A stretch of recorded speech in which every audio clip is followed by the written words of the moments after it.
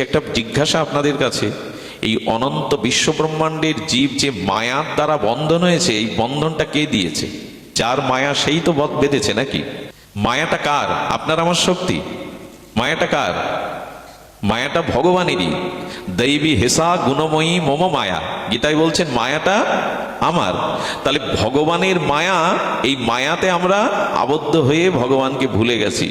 তো ভগবান কি চান আমি জীবকে আমাকে ভুলিয়ে, ভজনকে ভুলিয়ে মায়ায় বেঁধে রাখি? মায়াটা তো তোমার, তোমার মায়াই তো আমাদের বেঁধে রেখেছে। এইখানেই ভগবতজি উত্তর দিচ্ছেন, গীতা স্পষ্ট করেছে মায়া আমার। কিন্তু মায়া তোমাকে বেঁধেছে তার কারণ তোমার অপরাধ। মায়া দিয়ে ভগবান কাউকে বাঁধেননি, কারণ মায়া সৃষ্টি না করলে জগৎ সৃষ্টি, সত্য রজতম এই ত্রিগুণময়ী মায়া সৃষ্টি না করলে জগৎ সৃষ্টি হতো না। কিন্তু ভগবানের ইচ্ছা নয় এই মায়ার দ্বারা আমাকে ভুলিয়ে তোমাকে বেঁধে রাখি। বাঁধনটা দিল কেন? মায়া তো তোমার। গোবিন্দ বললেন বাঁধনটা দেওয়ার কারণ হলো আমি বাঁধতে চাইনি, বন্ধনটা তুমি নিজে স্বীকার করেছো। কারণ এই মায়া যার অধিপতি, সেই মায়ার অধিপতি আমাকে তুমি ভুলে গেছো। আমাকে ভুলে যাওয়ার অপরাধেই আমার মায়া তোমাকে বেঁধেছে। আমাদের কারো হাতে তো ডান্ডা বেড়ি বাঁধা নেই। কার হাতে ডান্ডা বেড়ি? যিনি দাগী আসামি তার হাতেই তো সরকার বাহাদুর আইন করে দিয়েছে যে ডান্ডা বেড়ি বাঁধতে হবে। ভগবান বললেন যে তেমনি আমি কাউকে বাঁধতে চাইনি, তোমরা আমার অংশ, অমৃতের পুত্র, আমি তোমাদের মায়ায় বেঁধে রাখতে চাইনি। কিন্তু মায়াটা রেখেছি কেউ অপরাধ করলে তাকে বাঁধবে। সেই অপরাধটা হলো কৃষ্ণ ভুলে যেই জীব অনাদি বহির্মুখ, যেই ভগবানকে ভুলে এই সংসারে ভোগ বিলাস পাপের দিকে দৃষ্টি দিল, তখনই মায়া তাকে বেঁধে দিল। আচ্ছা, যার মায়া তিনি ছাড়া আবার অন্য কেউ ছাড়াতে পারবেন? আচ্ছা, আসামিকে পুলিশ অ্যারেস্ট করে ধরে নিয়ে যায়, কারাগারে পুরে দেয়, পুলিশ ওকে ছাড়তে পারবে তো? পুলিশ আসামি ধরতে পারে, কোর্টের চালান করে কারাগারে দিতে পারে, পুলিশ ছাড়তে পারে? পুলিশই ছাড়ে, তবে পুলিশের নিজের স্বতন্ত্র ক্ষমতায় আসামি ছাড়তে পারে না, একটা আদেশ দরকার। কি মজার কাণ্ড দেখুন, পুলিশই ধরে, অথচ যদি বলেন ছাড়ো, সে অন্য কিছু ঘুষ টুসের ব্যাপার অন্যরকম, কিন্তু সহজে সে ছাড়তে আইনত পারবে না। এখন আমরা ভগবান ভুলে গেছি, এই অপরাধেই আমাদের হাতে ডান্ডা বেড়ি রূপ মায়া শৃঙ্খল করে বেঁধে রেখেছে। এখানে ছাড়াতে হবে। আর মায়া আমাদের কোথায় বেঁধে রেখেছে? সংসার কারাগারে। যেই ভগবানকে ভুলে যাবেন আপনার জীবনে তিনটি ক্ষতি এসে যাবে। খুব ধ্যান দিয়ে শুনুন কথাটি। যেই আপনি কৃষ্ণকে ভুলে যাবেন, ভগবানকে ভুলে যাবেন, তার ভজনকে ভুলে যাবেন, তিনটে জিনিস আপনার জীবনে অভিশাপ হয়ে আসবেই। সেটি হবে কি? সংসারটা সংসার থাকবে না, কারাগার হয়ে যাবে। কেন বলছি জানেন? অনেকে, আমি মাঝে এক জায়গায় অনুষ্ঠান করতে গেছি, তারা শুধু কোটিপতি নাই, শিল্পপতি। বাড়ি যাওয়ার পরে কেউ এসে হাত কাঁপছে, কেউ এসে প্রণাম করছে, কেউ এসে বুকে হাত দিয়েছে। তার মানে সবাই মানসিক যন্ত্রণায়, শারীরিক কষ্টে ভুগছে। অথচ মানে অট্টালিকা সম বাড়ি, তাদের ভিতরে শারীরিক মানসিক যন্ত্রণা এত প্রবল, দেখে খারাপ লাগলো। আমি তখন বুঝলাম যে সংসারে যদি কৃষ্ণ ভুলে যায়, কেউ ভজন ভুলে যায়, তখন তিনটে ক্ষতির প্রথম ক্ষতিটা সংসারটা কারাগার হয়ে যাবে। কারাগার কেন বলছি জানেন? আজকাল কারাগারগুলোর নতুন নামকরণ হয়েছে। জেলখানার নাম হয়েছে কি? সংশোধনাগার। জেলখানার কি নাম হয়েছে? এই জন্য জেলখানাতে এখন আপনি খাদ্য পাবেন, টিভি দেখতে পাবেন, খেলাধুলো করতে পারবেন, অনেক ব্যবস্থা, ফুলের বাগান রচনা করতে পারবেন, বই পড়তে পারবেন, 3 বেলা বসে খেতেও পারবেন। কিন্তু ওখানে মানুষ শান্তি পায়? ওখানে বিল্ডিংয়ে থাকে, ফ্যানের তলে থাকে, কালার টিভি আছে, খেলাধুলো আছে, কিন্তু কারাগারে শান্তি পায় না, বাড়ি কুড়ে ঘরে শান্তি পায়। তো কৃষ্ণ ভোলা জীবের তিনটি প্রধান ক্ষতি হলো, প্রথমটা সংসার কারাগার হয়ে গেছে, কারণ ওখানে আর শান্তি নেই। দ্বিতীয় হলো আপনার হাতে পায়ে তখন দাগী আসামি কারাগারে গেলে ছেড়ে দিয়ে রাখবে? মায়ার মোহের শিকল, ওদের তো ডান্ডা বেড়ি হাতে আর পায়ে, আর আপনার আমার 7-8 জায়গায় বাঁধা। কেন বলছি জানেন? আপনি পাসপোর্ট ভিসা করে বলুন আগামী সপ্তাহে আমি বৃন্দাবনে যাব, একটু রাধাকুণ্ডে যাব, দেখবেন বেড়ি কতগুলো। স্ত্রী বলবে আমাকে না নিয়ে তোমার যাওয়া উচিত না, এখন যাওয়া হবে না, ওই একটা বেড়ি। ছেলে বলবে এখন আমার দোকানে হালকাতা, সামনে তোমার এই নাতি জন্মেছে, একে কে দেখবে। দেখবেন কত বাধা আপনার হাতে, সিঙ্গেল। যাবেন, কোথাও যাবেন, সেখানে হাজার বাধা, বলে মায়ার শিকলে বাধা। আর একটা ক্ষতি কি? আপনার হৃদয়ে যে সৎ গুণগুলো ছিল, কৃষ্ণ ভুলে গেলে ভগবত ভজন ভুলে গেলে সদ্গুণগুলো চলে গিয়ে ওখানে অসৎ গুণ এসে আসবে, হিংসা, বিদ্বেষ, কামনা। তার কারণ চোর যখন আমাদের বাড়ি চুরি করে তখন ভালো ভালো জিনিসগুলো চুরি করে আলমারি আর জিনিসগুলো ওখানে ভেঙে চুরে অগোছালো করে যায়। তেমন মন বলছে আমাকে ভগবানের চরণে নিয়ে গেলে না, আমাকে ভগবানের ভজন দিলে না, তাই আমি তোমার ভেতর থেকে চোর হয়ে সদ্গুণগুলো চুরি করে অসৎগুণগুলো ঢুকিয়ে দিলাম। এই তিনটে ক্ষতি হবেই হবে কেউ ভগবান ভুলে গেলে। এই শ্লোকটা ব্রহ্মা বলেছেন ভাগবতে। তাবদ গ্রায়দাস্তে না কারা গৃহম গৃহম তাবদ মোহনী গড় যাবৎ কৃষ্ণ নতে জনা। হে কৃষ্ণ, তোমার চরণে যতদিন ভজনে আত্মসমর্পণ না করছে জীব, ততদিন তার সংসার হবে কারা গৃহম গৃহম। তার হাতে উঠবে মায়ার মোহের শিকল, এবং সব থেকে যেটা ক্ষতি হবে মনের সদ্বৃত্তিগুলো চলে গিয়ে অসৎ বৃত্তিগুলো এসে রাখবে। পৃথিবীতে এখান থেকে 20 বছর আগে কল্পনাও করা যেত না যে কোনো মা তার সন্তানকে হত্যা করে। এখন প্রায়শ এটা ঘটছে। শিশু সন্তানকে তার গর্ভধারীর মা কেটে হত্যা করে দিচ্ছে বিষ খাই। কোন পৃথিবীতে আমরা চলতে? মা তার সন্তানকে হত্যা করবে? বলো ভেতরে সদ্গুণ নাই তো। এই জন্য ভগবত ভজন চাই, হরি ভজন চাই, ভগবত চরণে আত্মসমর্পণ চাই, নাহলে পৃথিবীর কোনো ব্যক্তি কোনোদিন শান্তি পেতে পারে না, আনন্দ বা মঙ্গল পেতে পারে না। এটাই হলো ভাগবতের সার কথা। সচ্চিদানন্দ রূপায় ভগবানের শরণ নাও। যিনি সৎ চিত আনন্দময়, সেই ভগবানের চরণে নিজেকে সঁপে দাও। মামেব যে প্রবর্তন্তে মায়া মিতং তরন্তিতে। তা ভগবানের মায়া যদি কৃষ্ণ ভোলার জন্য আমাকে বেঁধে রাখে, মায়াটা খুলবে কে? মায়াটা খুলবেন আবার সেই ভগবানই। যার মায়া তিনি খুলবেন। সত্য একটাই, আমার চরণে শরণ নাও। আমার চরণে শরণাগতি না নেওয়া পর্যন্ত আমি তোমায় মায়া থেকে মুক্ত। আচ্ছা, আপনি লক্ষ্য করেছেন পূর্ব দিকে যদি সূর্য ওঠে, আর আপনি যদি পূর্ব দিকে সূর্য উঠলে আপনার দেহের ছায়াটা, কায়ার ছায়াটা কোন দিকে পড়ে? পিছনের দিকে পড়ে। মানে সবসময় ছায়াটা দেখবেন প্রলম্বিত হয়ে পড়ে। সে সূর্যের দিকে তাকালে সামনে পড়ুক পিছনে পড়ুক, ছায়াটা প্রলম্বিত হয়, লম্বা হয়, হয় কিনা? ছায়া লম্বা হবেই। কিন্তু একটা সময় দেখবেন আপনার, আচ্ছা ওই ছায়ার ধর্ম আর দেহের ধর্ম, কায়ার ধর্ম এক? দেহেতে ক্ষুধা আছে, তৃষ্ণা আছে, সুখ অনুভূতি আছে, ছায়ার এগুলো আছে?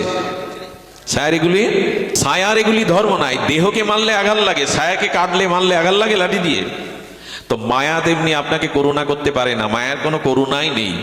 এখন দেখবেন আমাদের দেহের ছায়াটা দীর্ঘ হয়ে পড়ে, কিন্তু একটা সময় ছায়াটা পায়ের নিচে লুকিয়ে যায়, আর দেখা যায় না। যখন মধ্যাহ্নে সূর্যটা মাথার কাছে থাকে তখন দেখবে ছায়া আপনার চরণের সাথে মিলিয়ে গেছে, প্রভাব ফেলে না। গোবিন্দ যেন বলতে চাইছেন, যদি কোনো জীব আমার ভজনকে, আমার নামকে, আমার স্মরণকে মাথায় নিয়ে রাখতে পারে, তখনই মায়া মিলিয়ে যায়, মায়া আর তাকে যন্ত্রণা দেয় না। যেমন এখন এখানে যারা বসে আছেন, এখন কোনো সংসার চিন্তা, বিষয় চিন্তা আমাদের চিত্তে উদয় হওয়ার সম্ভাবনা নেই। এর একটাই কারণ, কৃষ্ণ ভজন, ভগবত ভজন, সাধু সঙ্গ, হরিনাম, হরিকথাকে যারা অবলম্বন করেছে, ভগবানের চরণে নিজেকে সমর্পিত করেছে, মায়া দেবী অনেক দূরে সরে যায়। ছায়ার মতো মধ্যাহ্ন সূর্য মধ্য গগনে মস্তকের উপরে থাকলে ছায়া চরণে লুকিয়ে যায়, তেমনি যে ভগবানের চরণ শরণ নিয়েছে, মায়া তার প্রভাব ফেলতে। কথা তো একটাই, ভগবানের চরণে সমর্পণ হতে হবে। সমর্পিত হওয়া ছাড়া আপনি নির্ভয় হতে পারবেন না। ভয় আপনাকে ছাড়, মৃত্যু ভয়, রোগ ভয়, শত্রুর ভয়, রাজ ভয়, সব ভয় আপনাকে সন্তুষ্ট করবে যতদিন ভগবানের চরণে সমর্পণ না করবেন। কোনো দিনই নির্ভয় হতে পারবে না জীব। নির্ভয় তখনই হয় যখন ভগবানের চরণে, অভয় চরণে কেউ শরণ নেয়। এই জন্য নিবেদন করব, একবার স্মরণে আসুন। একবার এই দুর্লভ ক্ষণভঙ্গুর অল্প পরমায়ু আমরা ভগবানের চরণে সঁপে দিই। আমি বহুবার, কোটিবার বলেছি এ কথা, যে পাহাড়ি নদীর প্রবল স্রোতে হাতি এপার থেকে ওপারে যেতে পারে না, স্রোতে ভেসে যায়, সেই প্রখর স্রোতের পাহাড়ি নদীতে ছোট ছোট মাছগুলো উল্টো দিকে সাঁতার কাটতে কাটতে দল বেঁধে যায়। এই শক্তি সে কোথায় পায়? যে জলের স্রোতে বলবান হাতি ভেসে যায়, একুল থেকে ওকুলে উঠতে পারে না অনেক সময়, সেই জলের স্রোতের বিপরীতে ছোট ছোট মাছগুলো সাঁতার কাটতে কাটতে গান গেয়ে উল্টো দিকে, এই ক্ষমতা হাতির নেই, ওরা পেল কি করে? একটাই কারণ, জলকে মাছ সমর্পণ করে বলেছে, জল তুমি আমার জীবন, তুমি আমার আশ্রয়, তোমা থেকে আলাদা করে সোনার থালে রাখলেও, পদ্মের পাপড়িতে রাখলে আমি ছটফট করে মারা যাব, কারণ তুমি আমার আশ্রয়, তুমি আমার একমাত্র অবলম্বন। তাই জল বলছে যে আমার আশ্রয় নিয়েছে তাকে আমি বুকের মধ্যে টেনে রাখবো, ভেসে যেতে দেব না। কিন্তু হাতি জলের আশ্রয় নেয়নি, নিজের শক্তি প্রয়োগ করতে গেছে, এই জন্য জলও তাকে ভাসিয়ে নিয়ে যাচ্ছে। ভগবানের চরণে শরণ না নিলে আপনাকে আমাকে ভাসতেই হবে, আপনাকে আমাকে ভাসতেই হবে। এই জন্য দ্রৌপদী মহাভারতে দেখিয়ে গেছিল, আমার 5 স্বামী বসে বসে মাথা নিচু করে আছে, বিশ্ববিজয়ী অর্জুন আমার স্বামী, কিন্তু আমার বস্ত্র হরণের দিন কেউ এগিয়ে, ভীষ্ম আসেনি, দ্রোণাচার্য আসেনি, আমার স্বামীগণ আসেনি। দ্রৌপদী হাত তুলে জানিয়ে গেল, এই পৃথিবীতে তোমাকে রক্ষা করতে পারে একমাত্র ভগবান, তাকে ডাকো, তার শরণ নাও। আমার পঞ্চস্বামীও আমার লজ্জা নিবারণের জন্য এগিয়ে আসেনি সেদিন, ভীষ্ম আসেনি। দ্রৌপদী জানিয়ে গেল, শরণ যদি নিতে হয় শ্রী ভগবানের চরণে শরণ নাও, তিনি ছাড়া এই জগতে তোমার নির্ভয়তা কেউ দিতে পারবে না। তাপত্রয় উন্মিলন, এই সমস্ত আদি ভৌতিক, আদি দৈবিক, আদি আত্মিক এই ত্রিতাপ জ্বালা একমাত্র ভগবানের শরণাগতি ছাড়া যেতে পারে না, যাইও নি কোনোদিন। তাই আপনাদের কাছে একান্ত নিবেদন করব, আসুন আমরা ভগবত চরণের শরণাগতি। আর এই বুদ্ধিটা, এই চিন্তাটা, এই প্রেরণাটা সাধু সঙ্গে হরিকথায় ছাড়া আসবে না। যতদিন সাধু সঙ্গে হরিকথা শ্রবণ কীর্তন না করবেন, ততদিন এই বুদ্ধি আসবে না যে গোবিন্দ চরণে আমাদের শরণ দিতে হবে। আজ থেকে, এখন থেকে শুরু করি। শুরুটা ভগবত চরণে যদি করতে চান, তবে একটা ছোট্ট অনুরোধ রাখি। অনুরোধটা হলো, মুখের কথাটা মিষ্টি করুন। আপনার কথা দ্বারা কাল থেকে, আচ্ছা আমরা একাদশী ব্রত করি কি না? অনেক ব্রত করি না? সেটা এ পূর্ণিমা, সেই পূর্ণিমা, একাদশী। আমি বলি কি, নূতন একটা ব্রত শুরু করুন। সপ্তাহে একদিন এই ব্রতটা আপনি করুন। এই ব্রত করতে আপনার কোনো কষ্ট হবে না। সেই ব্রতটা হলো, আজকে সারাদিনে আমি হাসি মুখে ছাড়া কাউকে কোনো কটু কথা, শক্ত কথা বলবো না। এই ব্রতটা সপ্তাহে একদিন করুন। তো একাদশী করুন, অমুক অমুক ব্রত করুন, কিন্তু এই ব্রতটা সপ্তাহে বা 15 দিন একদিন, আজ সকাল থেকে আমি হাসি মুখে, যত পরিস্থিতি ঘোলাটে হোক, আমি চেষ্টা করব মিষ্টি কথা। দেখুন, এই কথার দ্বারা, এই শব্দের দ্বারাই মানুষের কল্যাণ অকল্যাণ দুটোই রচনা হয়। একবার একটা ছোট রাজ্য ছিল, জানেন, ভালো একটা কথা মনে পড়লো। সেই রাজ্যের যিনি রাজা কর্ণধার, তিনি সব প্রজাদের বাড়ি বাড়ি গিয়ে এই শিক্ষা দিয়েছেন, কথা বলবে মিষ্টি, কথা বলবে মৃত, ছোট, সত্য, সুন্দর, কেউ যাতে ব্যথা না পায়। নিজেও তাই বলতেন।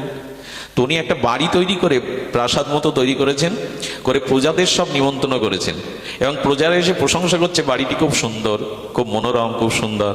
কিন্তু একজন সারা জীবন কথাটা একটু বেঁকিয়ে বলা অভ্যাস, আর অভ্যাস থাকলে তো সহজে বদলায় না। তিনি এসে বলছেন, রাজা বাড়ি ভালো করেছেন, কিন্তু গেট খুব ছোট। এই যে গেটটা করেছেন না, বাড়ির গেট খুব ছোট, আপনি মরলে এটা তো বের করবেন কি করে?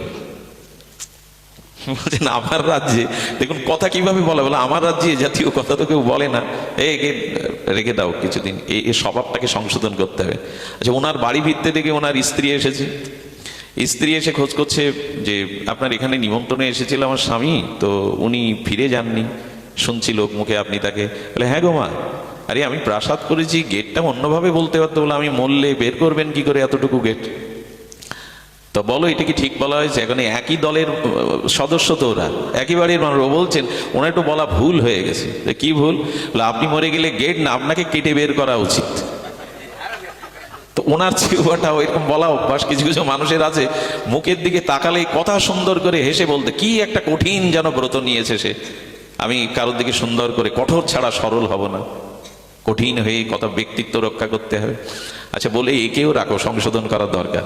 এরপর ছেলে এসেছে সন্ধ্যায়, ছেলে এসে বলছে, বাবা এসেছিল, মা এসেছিল, তুমি ওদের ছেলে? তাহলে হ্যাঁ। তো বলছেন, দেখো তোমার বাবা মা এই কারণে আমি আটকে রেখেছি, একটু সংসদের জন্য 2-3 দিন বাদে ছেড়ে দেবো, তো তুমি বলো এটা কি বলা ঠিক হয়েছে? বললো, আসলে ওদের বলা ঠিক হয়নি। আমি বলছি, আপনাকে বের করবে কেন কেটে কেটে? এই বাড়ির মধ্যেই সমাধি দেওয়া উচিত আপনার। কি বলবেন বলুন তো? কিছু কিছু মানুষ আছে যারা কথাগুলো এইভাবেই প্রয়োগ করে, আরে সহজ কথা সহজেই বলতে পারে না। আচ্ছা, আমাদের দেহের সব জিনিসগুলো হাড় আছে, সূক্ষ্ম সূক্ষ্ম হাড় আছে, জিহ্বায় হাড় দেয়নি কেন ভগবান? জিহ্বাটাকে কোনো হাড় দেয়নি কেন ভগবান? এটা খুব কোমল করেছে, যাতে কথাগুলো, বাক্যগুলো খুব কোমল হয়, সফট, নরম হয়। খুব যাতে নরম হয়। দেখবেন জিহ্বার কোনো হাড় ভগবান দেননি, এবং জিহ্বাতেই রস দিয়েছেন তোমার কথায়। একটা মানুষ দেখবেন খুব ভালো ভালো কথা বলছে কিন্তু বেরসিক, রস নাই, মিষ্টতা নাই, দেখবেন ওটা গ্রহণ করতে কষ্ট হয়। ব্রত সপ্তাহে একদিন করুন, আজকে ইচ্ছাকৃতভাবে আমি কাউকে কটু কথা, বড় কথা, মনে ব্যথা দেওয়া কথা বলবো না, এইগুলোই মেন ব্রত। এই ব্রতগুলো করুন, দেখবেন ধীরে ধীরে সংশোধিত হয়ে যাচ্ছে। বলেছিলাম ভজন চাই, ভজনের শুরুটা হলো সুব্যবহার। আগে আপনার বাহ্যিক ব্যবহারটা সুন্দর করার প্রয়াস করুন, আর এটা তখনই হবে যখনই আপনি ভগবানের ভজন করবেন। এইখানে দেখবেন, এইখানে মানুষ এসে একজনকে এগিয়ে দিয়ে নিজে পিছনে বসে। হ্যাঁ, ব্যতিক্রম দু চারজন আছে, ঝগড়া বাঁধায় তুমি কেন বসবে এখানে, কিন্তু প্রায় মানুষ প্রসাদের থালা দিতে গেলে অন্যকে দিয়ে দেয় আগে।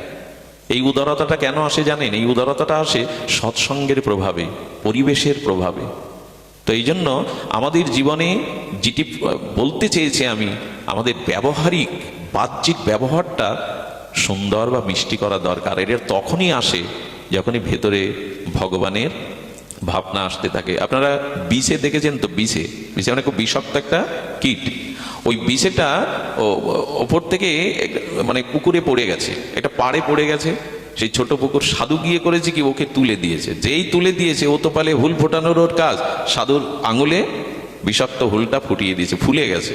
আচ্ছা, হুল ফুটিয়ে দিয়েও পড়বে না আবার জলে পড়েছে। সাধু আবার তুলতে গেছে, আবার দংশন। এভাবে আবার যখন দংশন করে পড়েছে, সাধু আবার তুলতে গেছে। পাশে এক গ্রাম্য লোক বলছে, বাহ, বলি হারি তোমার বুদ্ধি, তিনবার আঙুলটা ফুলিয়ে ফেললো বিষ দিয়ে, আর তুমি ওকে বাঁচানোর জন্য তুলছো। সাধু হেসে তখন বলছেন, জগতের একটা বিষাক্ত কীট যদি তার স্বভাব ত্যাগ না করে, তার স্বভাব কি? যা পাবে এইটাই ওর স্বভাব, জন্মগত স্বভাব। একটা কীট যদি ওর স্বভাব না ত্যাগ করে, তবে সাধুর স্বভাব তো ক্ষমা করা, পরোপকার করা। আমি কেন আমার স্বভাব ছাড়বো? একটা জগতের কীট যদি তার স্বভাব ত্যাগ না করে, আমি কেন? সাধুর স্বভাব তো পরহিতে করা। একটা জিনিস বলি, এই জগতে বাহ্যিক বেশ দেখে কাউকে সাধু বলেনি শাস্ত্র। তাহলে রাবণ সন্ন্যাসীর বেশ ধরেছিল, রাবণও সাধু হয়ে যেত, কালনিমিও সাধু হয়ে যেত। তবে বেশও দরকার আছে, কিন্তু শুধু বেশ সাধুর পরিচয় না। প্রকৃত সাধু চিনতে গেলে চিনতে হবে কায়মনো বাক্যে যে অপরের কল্যাণ, অপরের হিত করে, ইনিই সাধু। বাক্যের দ্বারা, শরীরের দ্বারা, মনের দ্বারা যিনি অপরের হিত করেন, ইনিই প্রকৃত সাধু। যার দ্বারা জগতের কল্যাণ হয় না, মানুষের হিত হয় না, আদৌ সে সাধু না। আর অসাধুর লক্ষণ কি? কায়মনো বাক্যে যারা অপরের অনিষ্ট করে সুখ পায়, এরাই হলো অসাধু।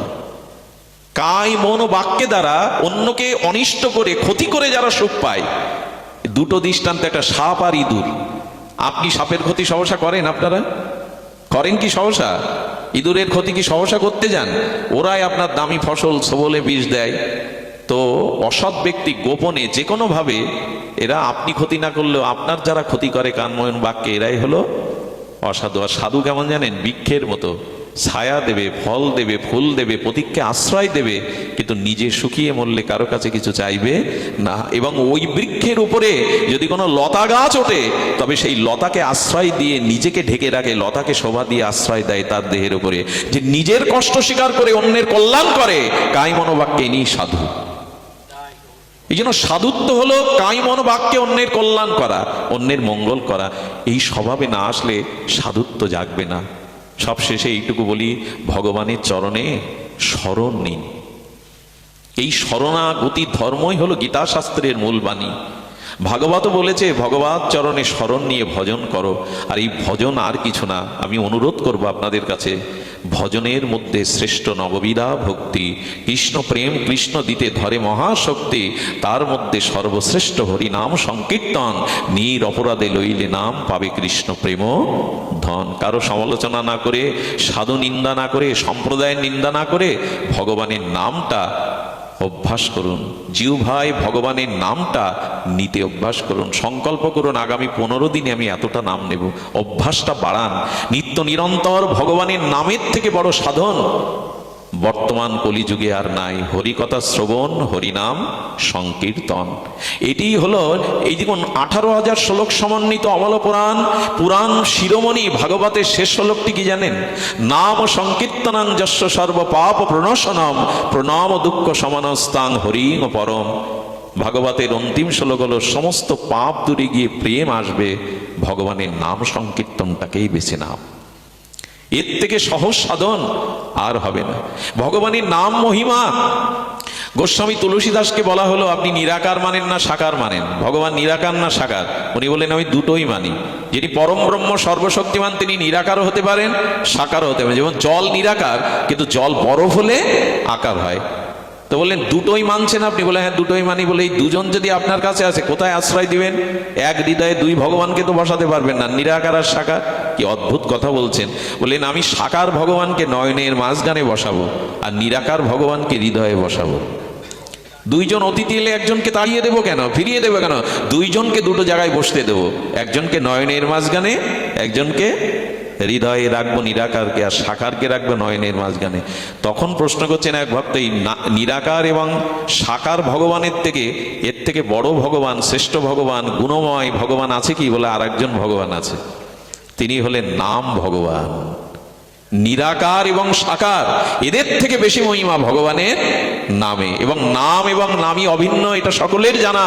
কিন্তু না, শুধু অভিন্ন না, ভগবানের থেকে তার নামের মহিমা অনেক গুণ বেশি। তো উনি বললেন, তো নাম ভগবানকে আপনি জায়গা দেবেন কোথায়? একজনকে তো নয়নে দিয়েছেন, আর একজনকে হৃদয়ে। নাম ভগবানকে কোথায় জায়গা দেবেন?